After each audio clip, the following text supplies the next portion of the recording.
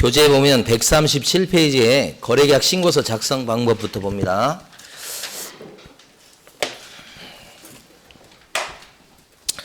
그 서식을 보시게 되면 별표가 3개 되어 있는 게 시험에 잘 나와서 그런 거예요. 여기가 교재에서 보고 그 다음에 칠판에서 이제 다시 복습하고 이렇게 지나갈 건데, 먼저 부동산 거래계약 신고서는 7가지를 신고하는 거예요. 7가지. 이게 그 7가지가 뭐냐면, 부인들이 아까 이거 해볼까요? 나와 있는 거. 요거 7가지. 하얀 서류, 그거 보는 거예요. 자, 먼저 동그라미 1번이 매도인, 동그라미 2번이 매수인이잖아요. 그러니까 매도인과 매수인. 요게 이제 칠판에서는 요 인적사항입니다. 여기요. 동그라미 1번과 2번이 요거예요. 인적사항. 인적사항 그러면 성명, 주민등록번호, 주소, 전화번호 뭐 이런 거 있잖아요. 그 다음에 휴대전화번호, 국적까지. 매수인도 거의 비슷해요. 네, 첫 번째 중요한 거. 주소란을 보면 주소도 적지만 끄트머리에 보면요. 137페이지 본다고요. 137페이지 보시게 되면 거기 동그라미 2번에 보면, 동그라미 1번도 마찬가지지만 주소란에 끄트머리에 보면 거래 지분 비율에 대해 형광펜을 칠하셔야 돼. 주소란에 물론 주소 적어요. 동시에 뭣도 적어요? 거래 지분 비율도 적어요. 거래 지분 비율도 적어요. 주소란에 기출 문제 이거. 그 다음에 밑에 가면 매수인 란에 보면 자금 조달 및 입주계획 칸이 있어요. 동그라미 3번으로 되어 있죠. 형광펜. 요게 3가지가 있는데, 하나는 뭐냐면 우리 개공이 제공을 받아서 제출하는 거예요. 그 제출은 부동산 거래계약 신고서, 지금 보고 있는 서식이랑 같이 제출하는 거예요. 뭘요?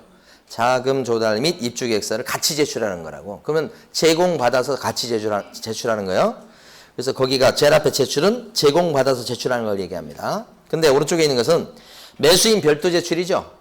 그럼 부동산 거래 신고하는 개공 입장에서 야, 그건 따로 낸단다 이 뜻이에요.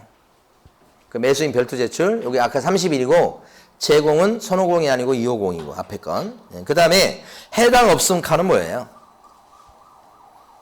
노란 종이 내는 것은 유격주, 조가주 하나 더 있죠. 법인주일 때 내는 거잖아요. 응? 그때 내는 것이지.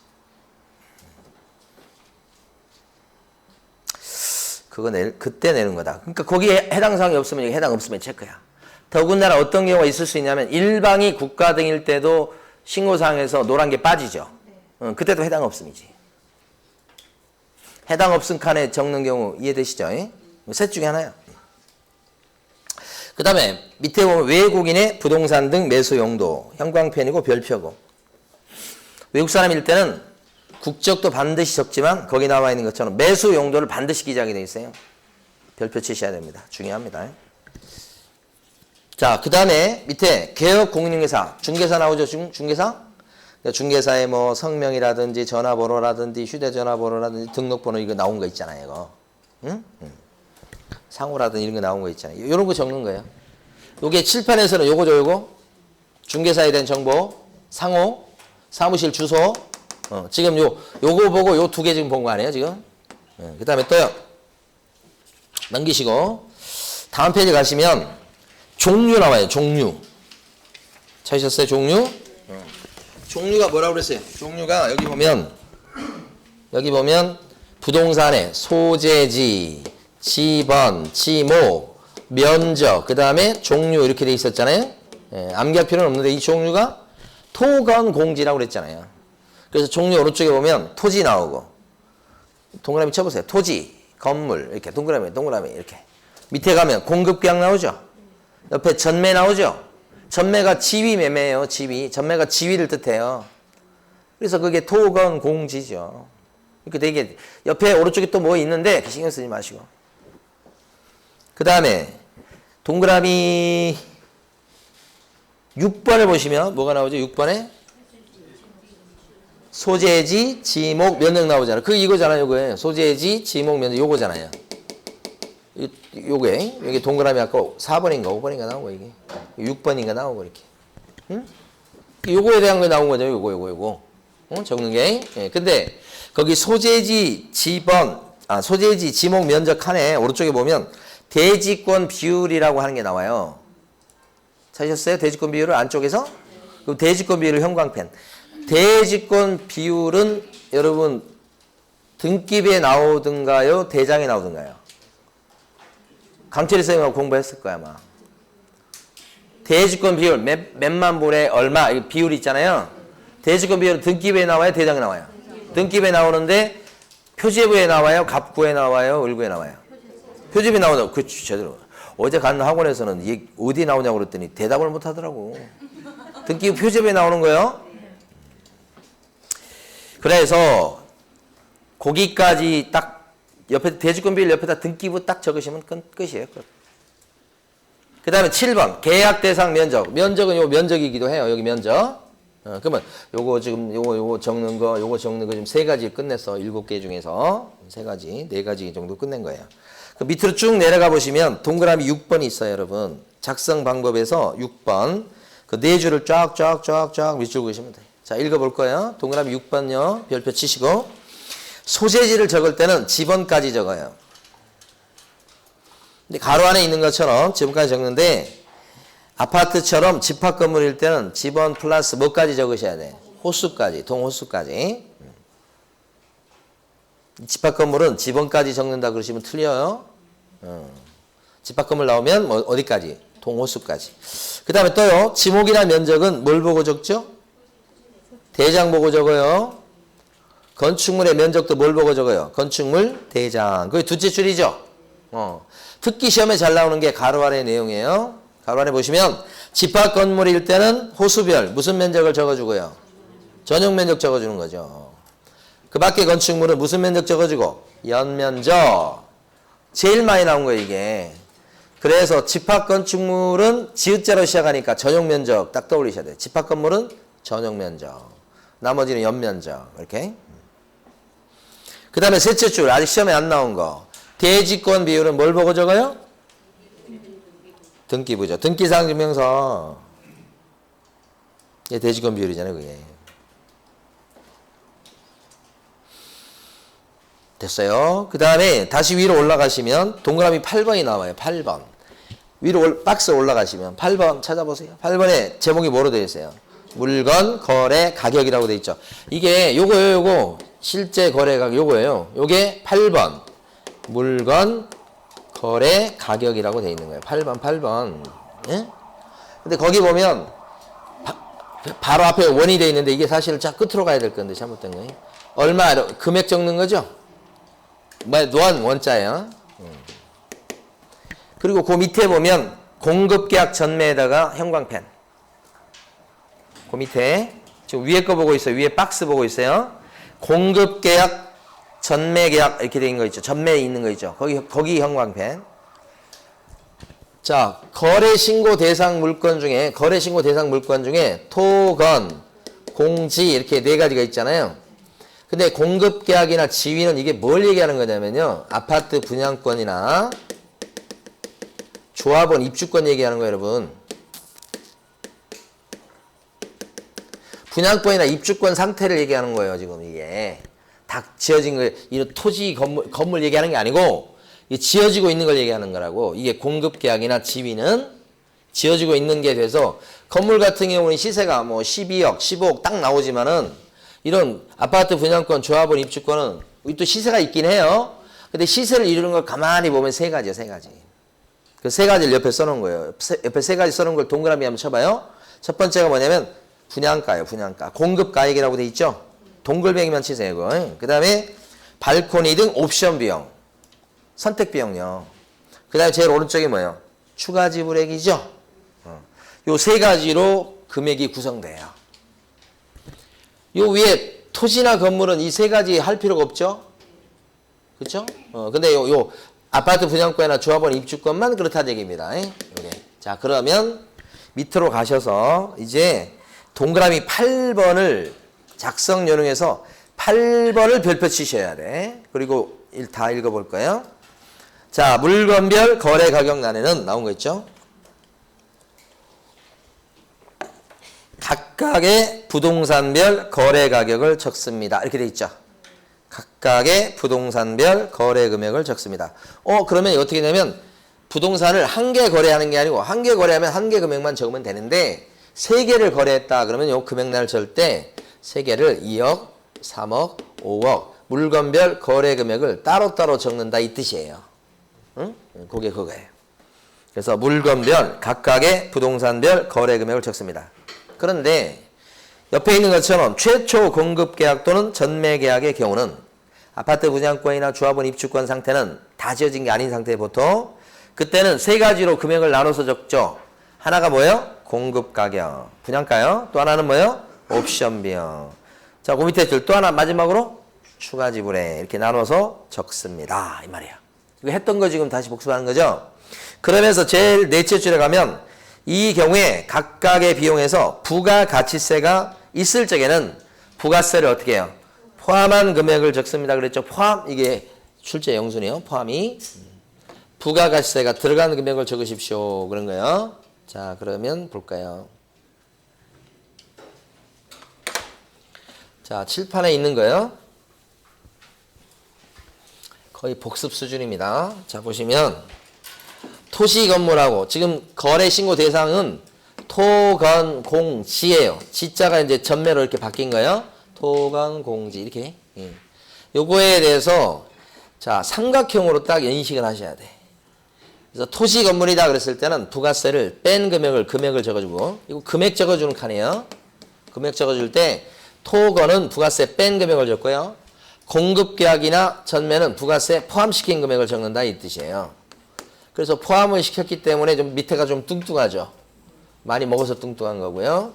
위에는 좀 홀쭉하죠.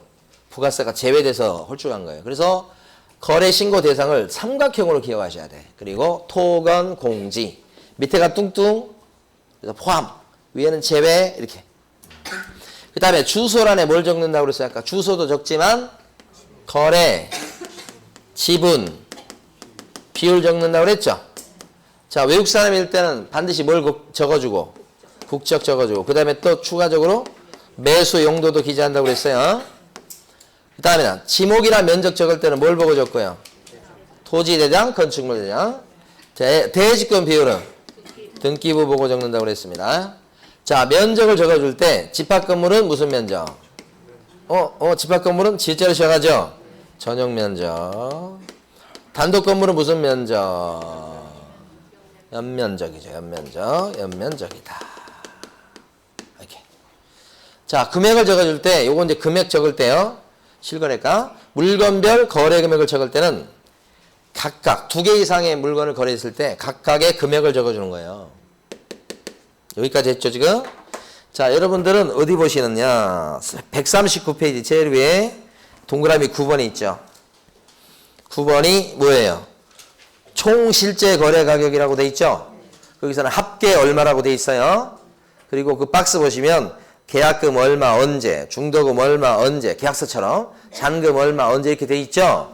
여기는 총 실제 거래 가격이에요. 보시면 총이란 말이 있죠.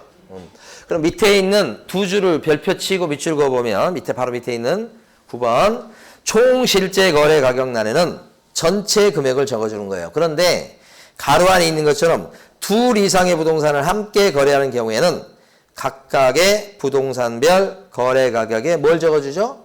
합계 금액을 적는 거예요. 그러니까 아까 2억, 3억, 5억이다 그러면 물건별 금액은 따로따로 각각 적어주는 거지만 총 실제 거래 가격은 여기요. 각각의 부동산별 거래 가격에 뭐예요? 무슨 금액? 합친 금액을 적는다고 꼭 하셔야 돼요. 그래서 10억 적으셔야지 여기는. 다만 10억을 계약금, 중도금, 잔금 나눠서 적은 거죠? 오케이. 꼭 합계란 말이 들어가야 됩니다. 그래서 아까 부동산 거래 신고사항에서 봤을 때 이게 뭐야? 여기서 아까 이거 보다 넘어갔었잖아요. 여기 하얀 종이 지금 본 서식 있잖아요. 여기서 이거 다 있었어요. 이게 물건별 총 실제 거래 가격. 거기 옆에 보면 계약일, 중도금 지급일, 잔금 지급일 있었죠? 아까 동그라미 1번, 2번 매도인과 매수인 인적사항 있었죠? 부동산의 소지지, 지번, 지목, 면적, 종류 이런 거 있었죠? 그 다음에 중개사 있었죠? 요것만 지금 안 봤어. 요게 밑으로 쭉 내려오시면 11번이야, 11번. 11번에 뭐라고 적혀 있어요? 11번에. 139페이지 밑에 11번에. 거기서 계약의 조건 및 참고사항으로 돼 있잖아. 이 조자가 뭐예요? 조건이잖아, 조건. 응? 이제 다 있는 거죠, 이제? 그래서 됐어요.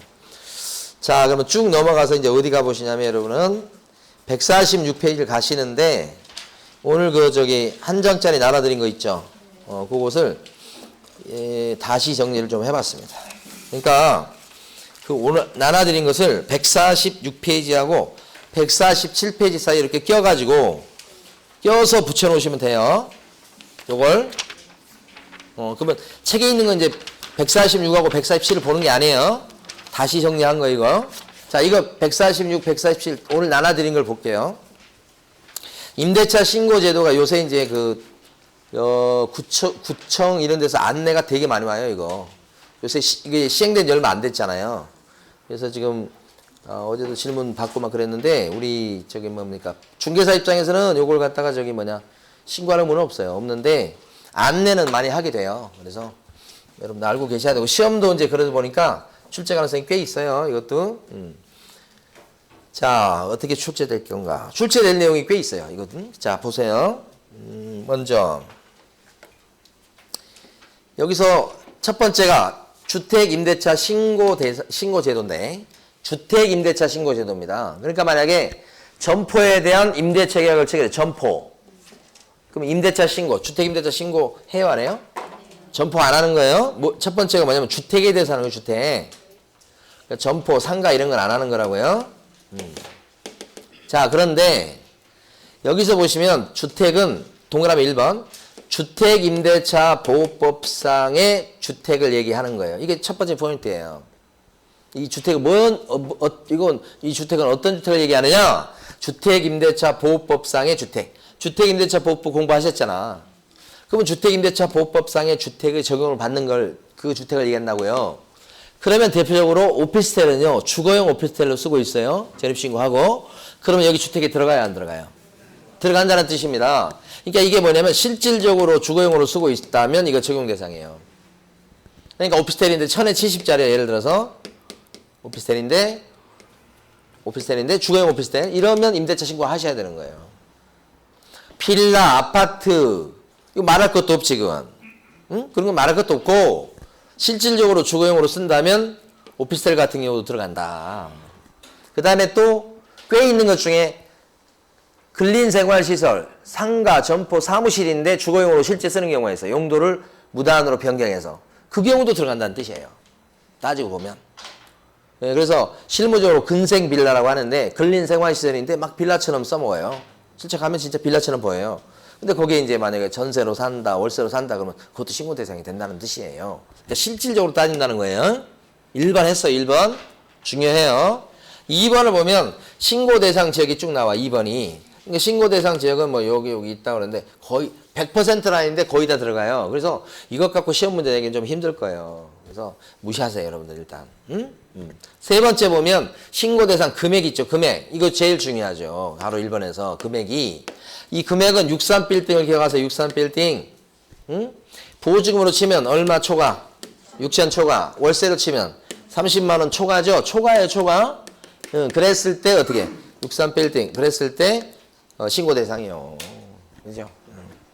이번 주에 월요일 날 63빌딩 앞쪽으로 이렇게 올림픽대로 타고 가는데 정말 벚꽃들 개나들이 많이 피었더라고. 꽃 구경도 못 가고 지금 끝나는 것 같아요, 저는. 막 주말에 갔다 온 사람들이 있더라고. 갔다 와가지고 막 사진 찍어서 자랑질을 되게 하더라고. 자, 63빌딩. 그러면 이제 이게 사례로 나올 수 있거든. 응? 이게 작년 32회 기출이야, 이게. 근데 사례 문제로 나올 수 있어. 예를 들어, 보증금 철에 월세 70이단 말이야. 응? 남이 자랑질 했을 때 들어주는 것도 사랑입니다. 응? 응. 막 자랑질 했을 때, 부러워. 이렇게 하는 것도 사랑이에요.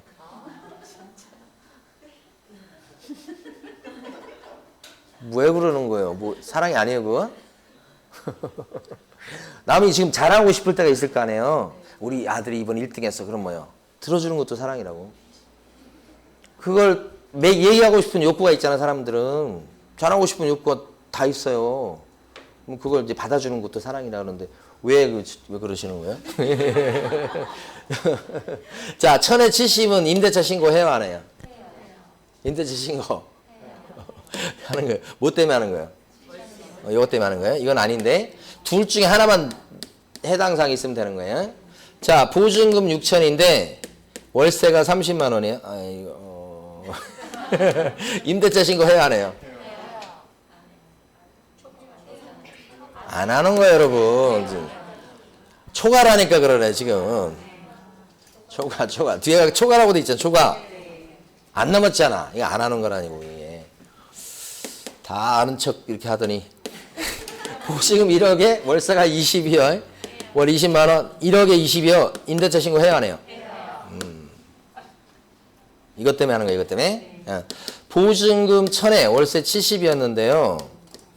2년 뒤에 재계약하면서 보증금 1000에 똑같이 70이에요. 2년 뒤에 재계약을 또 했어요. 같은 요건으로. 임대차 신고해요, 안 해요? 안 하는 겁니다. 요새 이게 안내문이 되게 많이 와요. 한다고 그러시면 안 돼. 안 하는 거예요. 써놨어, 거기. 당구장 표시. 안 써져 있나? 동그라미 3번에 그 당구장 표시 있잖아, 거기. 제외한다고 돼 있죠? 이거 제외하라고 안내하라고 많이 온다니까, 지금. 응? 이거 안 하는 거예요? 그러니까 사례 형태로 나올 수 있다. 자, 그 다음에 이제 임대차 신고에서.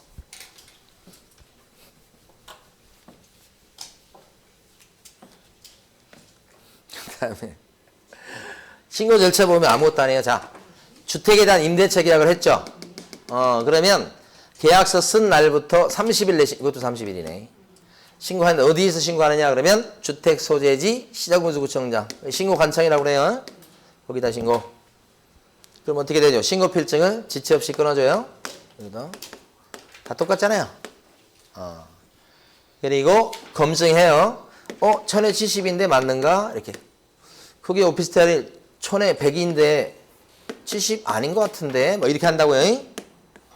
100만 원 70 들어오니까 아예. 이거 검증하는 거지. 이러한 데이터를 쌓아두는 것이 국장. 실질적으로는 한국부동산원. 요거 비교해서 실제 적정성을 따져보는 사람은 누구? 신고, 관청. 아니 똑같잖아요. 거래신고랑.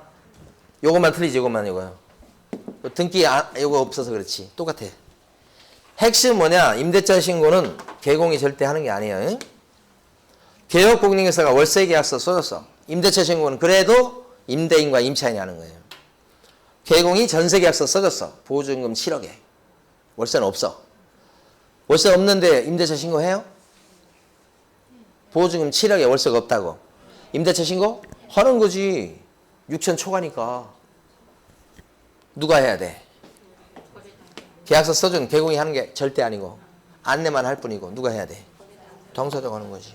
원칙은 임대인과 임차인 하는 거예요. 보통 근데 실무적으로 보면 임대인은 잘 관심이 없어. 이게 임차인이 보통 해야 돼. 보통. 나중에 이제 임대인이 더 걱정하는 것도 있었어. 어제도 보니까. 임대인 해야 될 건데 왜 임차인 안 하냐 이거지. 임대인은 해주려고 하는데도. 그러니까 원칙은 공동신고. 한쪽이 안 한다 그러면 안 하고 있으면 일방이 할 수 있어요. 오케이. 자, 그래서 이제 거기 보면 가로 3번에 동그라미 1번 공동신고인데 당사자가 공동신고하는 거예요. 당구장 표시가 핵심이죠. 그러니까 문제에서 개업공인회사가 임대차 계약을 아선했을 때는 개업공인회사가 임대차 주택임대차 신고를 해야 된다. 그러면 X예요. 개공은 절대 없어요. 분명히 말씀드렸어요. 그 다음에 밑에 가면 신고사항 있잖아요. 신고사항. 임대차 신고사항 하나, 둘, 셋, 넷, 5개 있죠. 암기하셔야 되는데 아까 우리 부동산 거래 신고사항 암기했었죠. 부동산 거래 신고사항은 부인들이 절에 오는 날에는 실제로 중이 좋아한다. 이렇게 했죠. 예? 예. 여기도 암기를 하는데 암기 보니까 뭐예요? 인물을 보니까 전라도 사투리인 거라고 그러더라고. 인물을 보니까 1등이다. 인물이 아주 좋다는 얘기입니다. 시골 할머니들이 이런 얘기 되게 많이 하죠. 총각이 인물이 너무 좋네 하면서 인물을 보니까 1등이구만 이렇게 하는 거죠. 응? 인물을 보니까 1등이고만. 네. 자, 그래서 인자는 뭘까요? 인적사항이지, 인적사항. 인적사항? 임대인과 임차인의 인적사항. 물자는 뭘까요? 임대차 목적물의 뭐요? 목적물의 면적이나, 아니 그 세부적 내용 틀리게 안 나와요. 면적이나 종류, 오피스텔이냐 빌라냐 아파트냐 이런 거에, 그 다음에 또 뭐냐면 주소, 소재지, 이런 것들이 신고사항이지. 보자는 뭘까요? 보증금 얼마, 월세 얼마, 이거에 보자가 그거겠죠? 보증금 얼마, 월세 얼마, 그거 있잖아요 지금. 요약집 위주로 보세요. 그 다음에 갱신요구권, 행사 여부. 마지막에 계약, 요 일자는 계약일이에요. 계약 체결일, 계약일. 일자가 계약일 할 때 일자예요. 그 다음 계약 기간. 이런 것이 일자, 이렇게. 계약 기간, 이렇게 되지. 그래서 가로 지금 4번은, 인물을 보니까 1등이구만. 이렇게 하는데, 그러면 하나 이제 질문 드려봐요. 임대차 신고사항에 있잖아요. 임대차 신고사항에, 자, 중개사에 대한 정보 있어요, 없어요? 없죠. 중개사는 임대차 신고 의무도 없을 뿐더러 임대차 신고 사항도 아니야. 우리 저 계약서를 중개사가 써줬는데 그래도 아니야. 써줘서도 아니에요. 그 다음에 조건 기한 있나요? 신고사항에? 없잖아요. 이거 적어놓으세요. 요약집에다가. 중개사 X, 조건 기한 X 옆에다가. 신고사항 옆에다가. 얘가 부동산 거래 신고사항일 때 중이 좋아한다. 그거 아니에요, 이게? 부동산 거래 신고사항에서 마지막에 부인들이 저려오는 날에는 실제로 중이 좋아한다. 아니에요? 중이 좋아하는 거? 중이 좋아하는 것은 임대차 신고사항이 있다, 없다? 중조, 이거 있어요, 없어요? 없다, 이 뜻이에요? 그럼 임대차 신고사항 물었다 그러면 답이 거의 요걸 거예요, 요거. 중개사에 대한 무슨 성명이나 이런 거. 그 다음에 요거. 조건기한? 조건기한 없잖아요.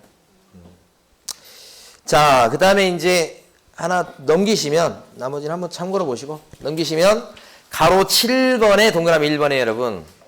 가로 7번에 동그라미 1번에 보면 뭐라고 돼 있어요? 전입신고라고 돼 있죠? 읽어볼게요. 별표 치시고, 출제가 유력합니다.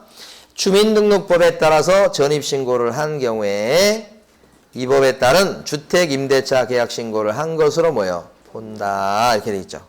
주민등록법에 따라서 전입신고했을 때는 이 법에 따른 주택 임대차 계약 신고를 한 것으로 본다. 보세요. 여기 이거 칠판 이거 전입신고 했죠.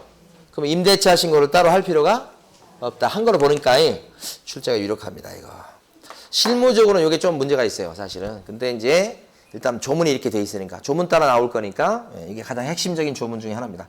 이걸 임대차 신고를 따로 이렇게 하려고 그러니까 사람들이 귀찮아해요. 그래서 이제 아예 전입신고를 거의 할 거 아닙니까? 전입신고 할 때 추가적으로 서류를 내도록 해서 임대차 신고를 갖다가 한꺼번에 하도록 유도하려고 전입신고할 때 계약서 같은 거 갖고 와서 전입신고 하게 되면 이거 한 걸로 본 걸로 봐주는 거예요. 그래서 꼭 알아두셔야 됩니다, 이거. 자, 그 다음에 이제 외국인 특례로 갑니다. 잘 나가고 있습니다, 지금도. 외국인 특례는 148페이지.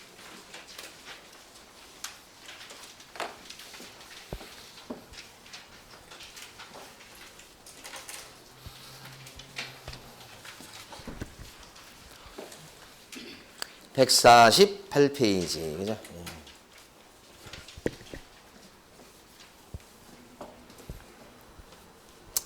자, 외국인 특례는 외국인을 차별하는 법입니다.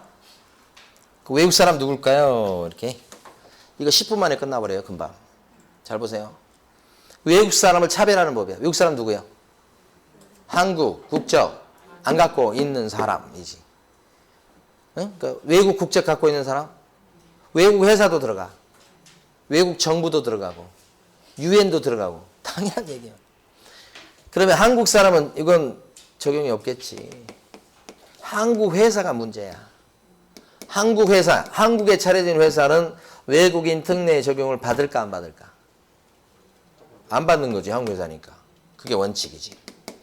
근데 한국 회사인데 외국인이 지배하는 한국 회사가 꽤 있잖아요. 말만 한국에 차려진 회사인데 외국인이 지배하는 구조일 때. 그때는 외국인에 해당되는 걸로 봐요. 여기가 시험에 잘 나와요. 그러니까 여러분 교재에서는 가로 1번에 동그라미 3번이에요. 한국 회사예요. 단체예요. 근데 구성원의 절반 이상이 외국 사람이에요. 예를 들어서 거기 직원 생각하시면 돼요. 그 다음에 임원의 절반 이상이 외국 사람이에요.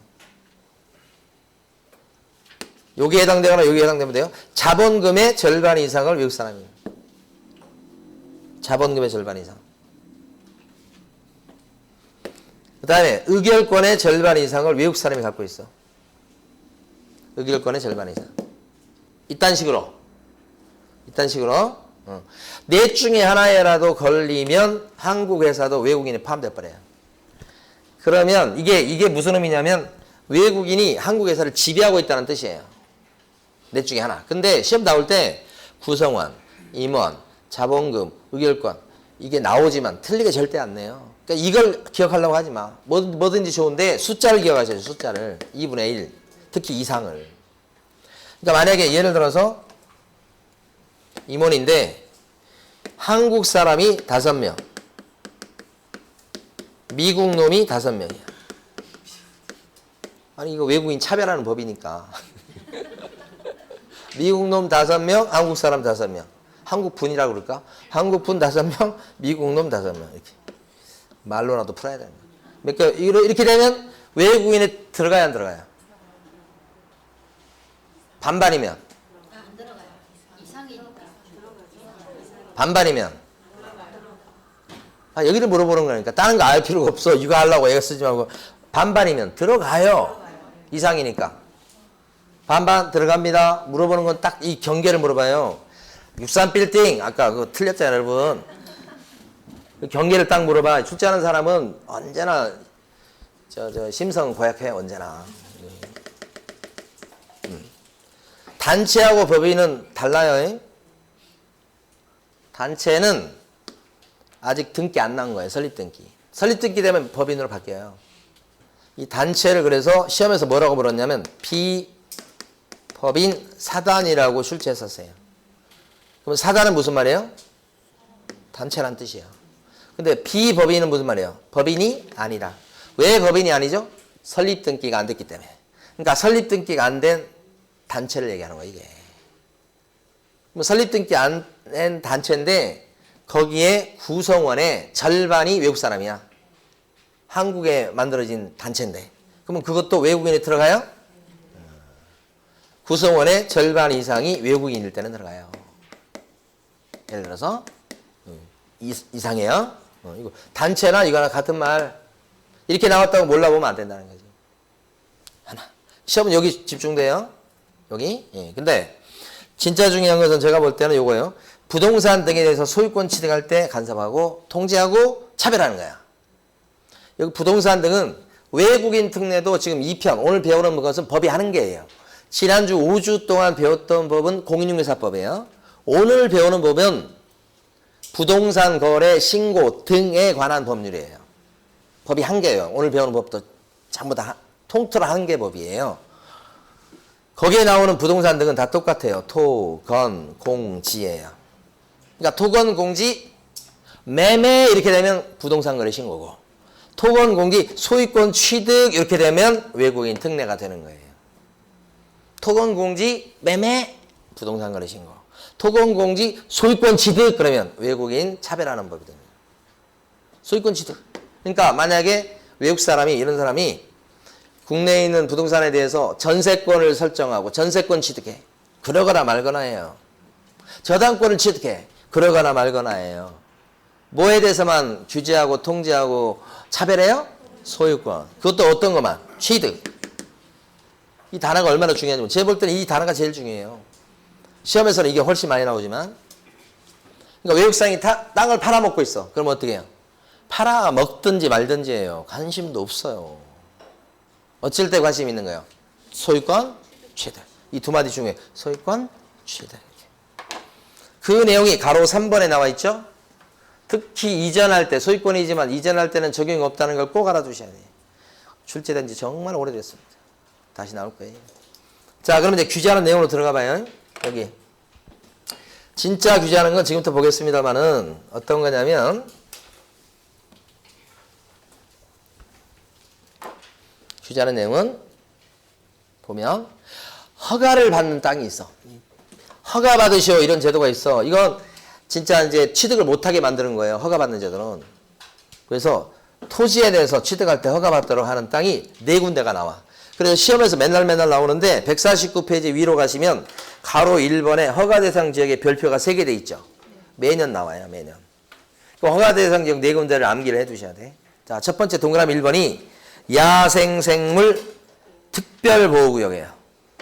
야생생물 특별보호구역. 이 야생생물이 멸종위기에 있을 때 나라에서 지정한 지역이 야생생물 특별보호구역이에요. 가장 대표적인 지역이 지리산항과 한라산 쪽이에요. 지리산에 가보면 반달곰을 풀어놨어요.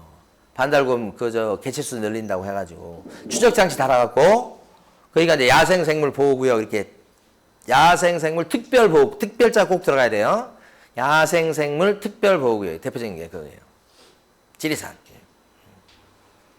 이제 아마 개체수가 그때 보니까 좀 많이 늘었다고 그렇게 얘기하더라고요. 우리가 나중에 갔을 때 이제 지리산 갔더니 곰을 만날 수 있어. 곰. 지리산 반달곰. 도망가야 됩니다. 도망가야 되는데 발이 떨어질지 모르겠어. 너무 무서운 걸 만나면 발이 안 떨어져요. 멧돼지를 봐도 그래요. 산에서 멧돼지 보셨어요? 멧돼지를 다 봤는데 안 움직여져. 다리가. 멧돼지만 봐도 그러는데 곰 보면 어떻게 했어요? 죽어버리지 이제. 곰 무섭습니다. 곰 안 봤어요. 전 본 적은 없는데 유튜브로. 자, 그 다음에 두 번째가 생태경관보전지역 나왔습니다. 생태경관보전지역은 습지대, 뻘, 습지대 이런 데. 여기도 허가 대상. 그 다음에 세 번째가 군사와 관련된 지역들 있죠. 군사시설보호구역. 전방이 많겠죠. 잠시 건물이 있겠습니다. 그런 거 있잖아요. 전방지역. 저기 섬. 연평도, 백령도 섬지역. 이런데. 이번에 이제 우리 다시 한번 러시아하고 또 우크라이나 전쟁하는 거 요새 뉴스 들어온 거 보면, 이제 전쟁이 절대 일어나서는 안 돼. 전쟁이 일어나면 절대 안 돼. 그래서 우리는, 전쟁이 일어나지 않기 위해서 미국에 51번째 주로 편입하는 게 어떻겠습니까? 전쟁 안 일어날 거네, 그럼 우리. 괜찮겠어요? 그럼 우리 영어 자연스럽게 쓰면서. 왜 싫어요? 그럼 절대 전쟁이 안 일어나. 북한이 우리 어디다, 연평도에다 포격을 어떻게 해? 북한이 미국 땅에다가 안전하잖아요. 싫어요, 그래도? 그렇게 감정적으로 살지 말아요.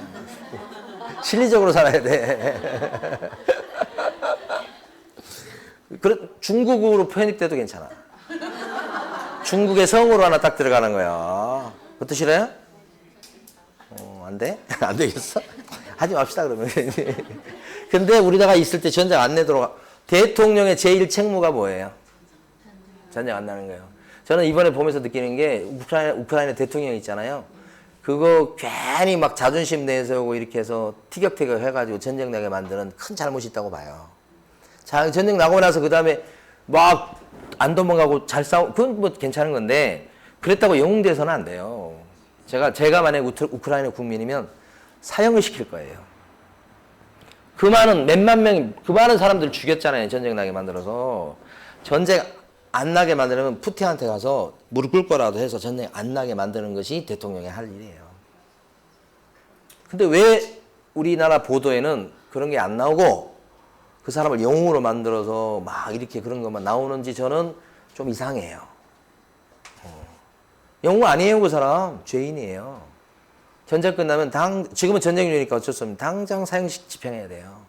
나라를 지키지 못하는데. 그 많은 사람들이 피해를 입고 목숨을 잃었잖아요. 그거 다 자기 대통령의 무한 책임이에요. 변명 필요 없어요. 무조건 사형시켜야 돼. 제가 너무 과격한가요? 근데, 그러니까 대통령의 책무는 전쟁 안 나게 하는 거예요. 비굴하든 뭐든 괜찮아요. 비굴할 우리 살면서 비굴한 거 한두 번이요? 5천 역사에서? 많이 있어요. 그래도 전쟁 안 나는 게 중요한 거예요. 우리 몽고하고 전쟁 났을 때 얼마나 많은 사람들이 피해를 입었어요. 그때 그 전쟁이 나게 만든 그 임금 사형시켜야 되는 거예요. 국민들이 피해를 보니까 그런 거예요. 전쟁 안 됩니다. 근데 전쟁은 날 수 있는 거예요. 우리 안 난다고 자꾸 생각을 해요. 한동안 전쟁이 없었으니까. 날 수 있어요, 전쟁. 사실 전쟁이 나면 일본은 좋을까요? 나쁠까요? 일본은 전쟁 나기 기도하고 있어요, 여러분. 미국은 우리나라에서 전쟁 나면 좋을까요? 나쁠까요? 좋다고까지는 잘 못 봐야겠는데 전쟁 나가지고 여기가 막 그렇게 됐을 때 미국이 피해 입는 건 없어요. 현실을 인식해야 돼요. 미국이 무슨 피해를 입어요? 안 뺏기기만 하면 되지. 그렇지 않아요? 그랬다가 도와줘가지고 안 뺏기고 잘 지키면 그 다음에 얼마나 미국한테 충성하겠어요. 저는 그냥 그렇게 상상해봤어요. 우리나라를 우리가 지키지 미국이 지켜주는 건 아니에요. 그렇죠? 또 마지막 한마디만 더 할게요. 일본 놈은 우리나라 우리나라 침략할 때 우리나라 지켜주겠다고 들어왔어요. 일본 놈은. 그래서 우리나라를 잡아먹었어요. 그래서 용산에 주둔하면서 청나라로부터 우리를 지켜주겠다고 들어와서 우리나라를 식민지로 만든 거예요. 일본이 우리나라 들어와서 지켜주겠다고 하는 말을 믿으면 안 돼요. 우리나라에 1cm라도 들어오게 만들면 안 돼요. 그건 식민지로 가는 길이에요. 자, 군사까지 끝냈어요, 이제. 자, 여기는 뭐예요? 문화재 보호구역.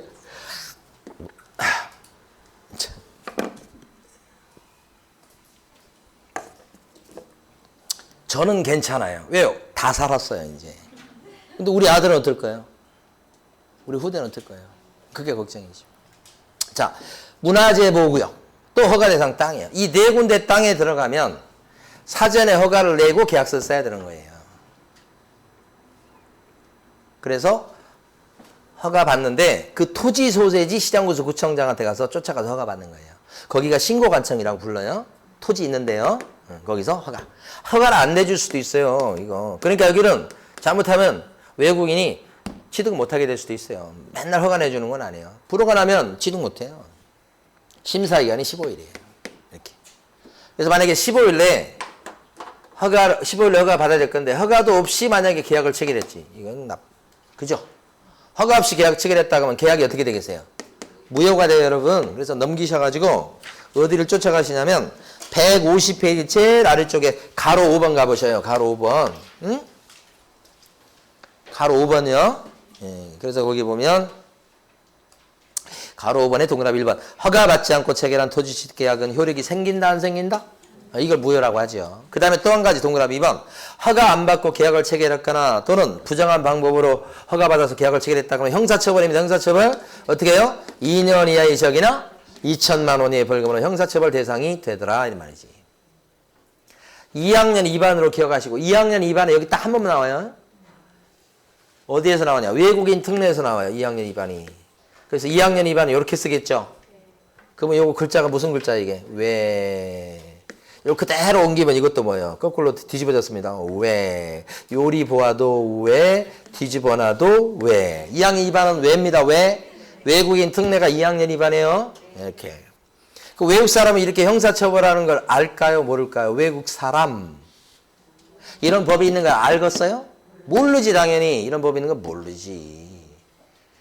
모르고 있는데 갑자기 감옥 보내고 그러면 그 사람들은 억울할 수 있으니. 나 몰랐어요. 이렇게 통해요? 안 통해. 감옥 보내는 거 이거. 누가 알고 계셔야 돼, 이걸? 중개해주는, 소개시켜주는 중개사가 알고 계셔야 된다. 그래서 이게 시험범위에 들어가 있는 거예요. 중개사가 알고 있어야 되겠죠? 이거 허가 받으셔야 되는데, 이렇게, 이런 식으로. 자, 그 다음에 152페이지 가보셔요.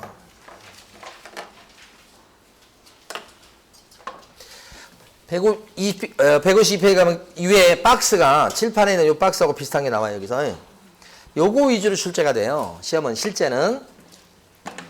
그러면 여기 보면 신고하시오. 근데 크게 보면 자 이렇게요. 토건 공지 이거에 대해서 이거 네 가지에 대해서 소유권을 취득하는 경우에 있어서 나중에 사후적으로 신고하도록 하는 거예요. 왜 신고하도록 하느냐?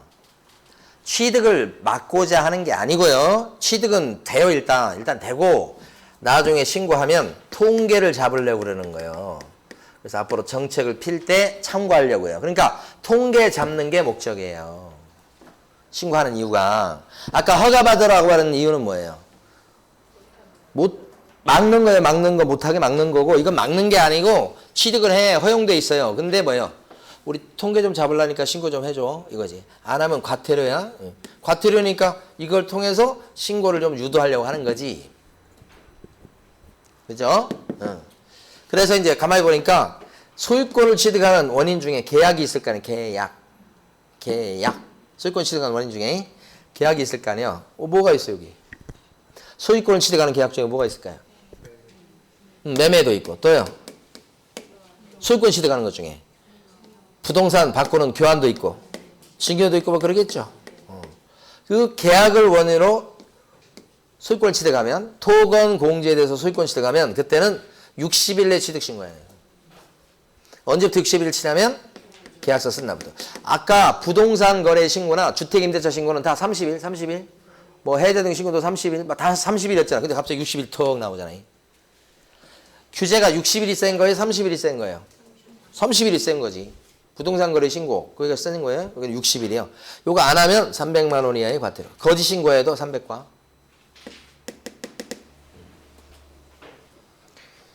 자, 그런데 여기서 중요한 거 핵심. 여기 있잖아요. 요거 토, 건, 공지에 대해서 외국인이 매매를 하게 되면 부동산 거래 신고 의무가 있을까요? 다시 토, 건, 공지 네 가지에 대해서 매매를 하게 됐다면 부동산 거래 신고가 있겠냐고. 해야 되지. 외국 사람도 실거래가 신고가 있어요, 여러분. 그래서 아까 부동산 거래계약 신고서에 보면 매수인 중에 외국 사람이 있을 때는 하면서 매수 용도 체크하는 그 칸이 있었잖아요. 외국 사람도 그러니까 부동산 거래 신고해야지. 그런데 외국 사람이 부동산 거래 신고할 때 거기 매수 용도 이걸 체크해 갖고요. 국적도 체크해 가지고요. 벌써 여기서 통계가 잡혀요. 거래 신고할 때 이거 해야 되니까. 그러니까 토건 공지에 대해서 매매를 했을 때는 또다시 외국인 특례에 따라서 취득 신고를 하게 해서 통계를 다시 잡을 필요가 전혀 없어요. 그래서 안 하는 거예요. 이거 면제가 되는 거예요. 그래서 여기서 매매가 빠지게 되는 거예요. 이미 여기서 잡히니까. 그렇죠? 그래서 외국 사람에 대해서 부동산 거래 신고 의무 규정이 적용되는 케이스에서는 외국인 특례 규정은 적용되지 않는다가 시험에서 제일 많이 나온 거지. 이건 아까 서식에서 여러분들이 알 수 있어야 돼요. 매수용도 통계 잡히는 거. 이게 제일 많이 나온 거지. 그 다음에 계약 외 원인. 소유권 취득하는 것 중에 계약 외 원인 뭐가 있을까요? 제일 많은 건 뭘 것 같아요? 현실적으로. 상속이죠. 아빠는 한국분, 아들은 일본 놈. 이렇게. 우리 차별하니까 일본 놈, 아들은. 그럴 수 있잖아요. 외국에서 태어나고 일본보다는 미국에서 태어난 사람 같은 경우는 그 태어난 거기 국적을 취득하니까 미국 법에 따라서는 그러니까 미국 놈이 낫겠네. 근데 아버지가 한국 사람 아버지가 돌아가셨어. 그러면 어떻게 돼요? 미국 놈인 아들이 소유권 취득하지. 그게 이거예요. 계약 외 원인. 이때는 소유권 취득한 날부터 6개월 내 취득 신고. 6개월입니다. 좀 늦게 해도 되죠, 이거보다? 이때는 안 하거나 늦게 하거나 거짓으로 하면 100과. 이건 계약의 원인은 산속 말고도 많이 있겠죠? 시험에 많이 나온 건 뭐예요? 경매. 시험에 많이 나온 건 경매. 이런 케이스는 잘 없어요, 솔직히. 거의 상속이고. 증여는 계약이에요? 계약 외예요? 계약입니다. 조심하셔야 돼. 이거 6개월 안에요, 증여. 60일이요.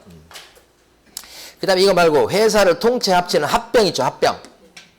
포괄 승계 이렇게 배우시는 거예요. 그 다음에 또 뭐가 있냐면 확정 판결. 그런 거예요. 판결. 또 뭐가 있을까요? 또 있고 그 다음에 또 환매라는 거 들어보셨어요? 다시 사오는 거. 환매 특약 이런 거 들어보셨죠? 매매 계약을 하면서 나중에 다시 사오는 특약을 하는 거 있잖아요. 그 다음에 이런 거. 그 다음에 신축, 증축, 개축, 재축 이런 거 들어보셨죠? 공법 시간에. 신축, 증축, 개축, 재축 다 구별하시죠? 저는 구별 못하겠던데. 도저히 구별 못하겠던데. 하여간 우리는 구별할 필요가 없어. 신축, 증축, 개축, 재축, 축자 들어가면 다 여기 들어가. 이건 6개월 내 취득신고. 오케이? 되게 많죠? 암기할 것가 아니고 그냥 읽어보시면 돼요. 자, 국적이 바뀌었을 때도 신고예요. 한국 국적일 때 이 사람이 부동산을 갖고 있었다가 국적이 이제 미국 국적으로 바뀐 거야, 이제. 미국 국적으로. 그러니까 미국 국적을 갖고 있는 이런 사람으로 바뀌었다. 이제. 그랬을 때 저는 제 생각입니다. 이건 추측이에요. 우리나라 사람인데 미국의 스파이 역할을 하는 사람도 있을 거라고 생각이 돼요. 제 생각이에요. 너무 나무라지 마세요. 일종의 간첩이죠. 드러나지는 않겠지. 고위직도 있을 거예요, 보나마나. 어쨌든 한국 국적을 갖고 있다가 미국 국적을 취득했다. 그러면 국적만 바뀌었지만 외국인이 보유하는 부동산의 양이 요만큼 늘겠죠? 네, 신고해야 돼요. 그래서 이때도 신고. 6개월 내 신고해야 되니까 어떻게? 100만 원 이하의 과태료다. 쭉 보시면 돼요. 위에 거 봤죠? 하나만 더 보면 이제 쉬는 거예요. 사후 제출. 자, 밑에 보시면 가로 3번에 있는 거 보시죠? 가로 3번에 보면 외국인 특례에 따라서 이 신고관청에서 허가를 내주면 허가증을 줄 것이고요. 그 다음에 신고 들어왔을 때 이제 신고 확인서를 준다. 신고 확인서랑 필증이랑 똑같은 거예요. 이걸 신고관청에서 줘요. 주고 나서 신고관청은 누구한테 이걸 갖다가 또 제출할까요? 관련 자료를 시도의사한테 제출하겠죠. 제일 밑에 보시면 화살표시도 있잖아요. 그 화살표시 보시란 얘기예요. 시도의사가 제출받으면 또 누구한테 제출해요? 국장한테 보고하고 제출하겠죠. 연쇄적으로. 자, 그러면 포인트가 신고관청이 신고 확인서나 허가증을 줬을 때 국토교통부 장관한테 제출하고 보고한다. 그러면 돼야 안 돼요? 신고관청이 국장한테 바로 보고하면 돼야 안 돼요? 절대 있을 수 없는 일. 위계질서가 있어요. 고쳐야 돼요. 이미 나왔어요. 그 다음에 이렇게 제출할 때, 보고할 때 매달 보고해요? 매달 안 해요. 분기에 한 번 보고해요. 제출해요. 그래서 분기가 종료한 때부터 언제까지요? 1개월 이내. 그럼 제출받고 또 1개월 이내 제출하죠? 1개월 이내 제출한다는 게 분기별로 제출한다는 뜻이에요. 분기에 한 번이니까 3달에 한 번이에요. 3달에 한 번. 자, 이해를 해보세요. 부동산 거래 신고 건수가 많겠어요? 아니면 외국인 특례에 따른 취득 신고 건수가 많겠어요? 부동산 거래 건수가 많지. 외국인 특례는 외국인에 딱 한정돼서 하는 거니까 많진 않지. 그러니까 이건 분기별로 해도 되고 부동산 실거래 건수는 많을 거니까 매달. 두 개 차이점 아시겠죠? 그러니까 여기 나올 때 신고관청은 시도지사한테 관련 자료를 매월 제출한다. 매월 그러면 되겠어요? 안 되겠어요? 매월 제출한다 그러면 틀리는 거예요. 1개월 내 제출한다고 하셔야 돼. 1개월 내 그거 알아두셔야지. 끝입니다. 자, 이제 셋째 시간에 토지거래까지 하도록 하겠습니다. 문제를 갖다가 풀어놓으세요. 1번, 2번.